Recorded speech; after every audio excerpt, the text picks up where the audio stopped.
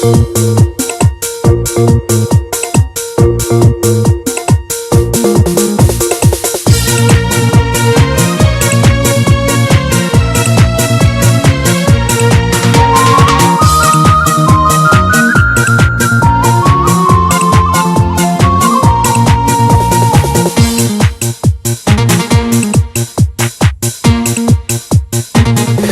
dengar bak berita, tak baca bak koran, macam kejadian kerap tiap-tiap masa.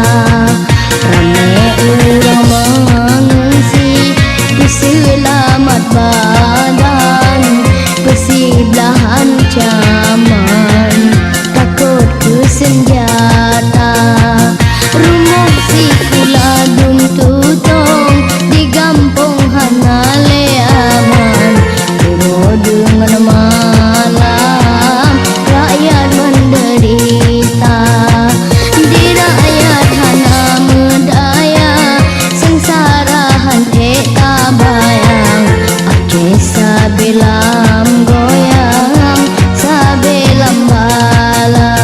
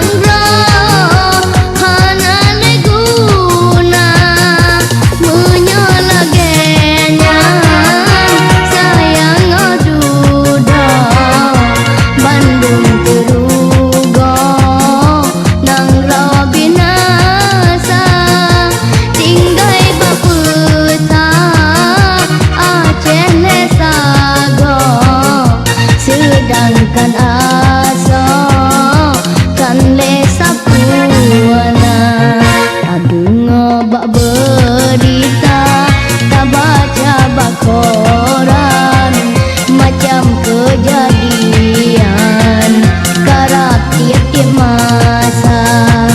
Ramai orang mengungsi keselamat badan, persiblah ancaman takut ke senjata.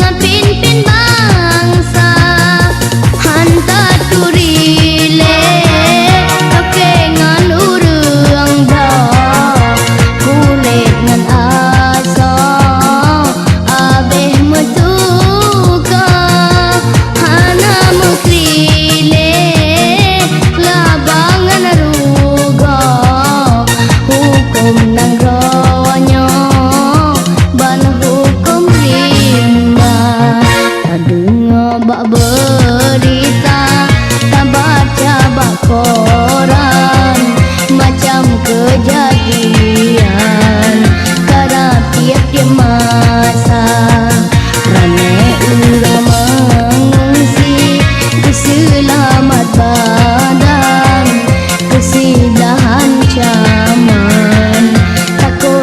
senjata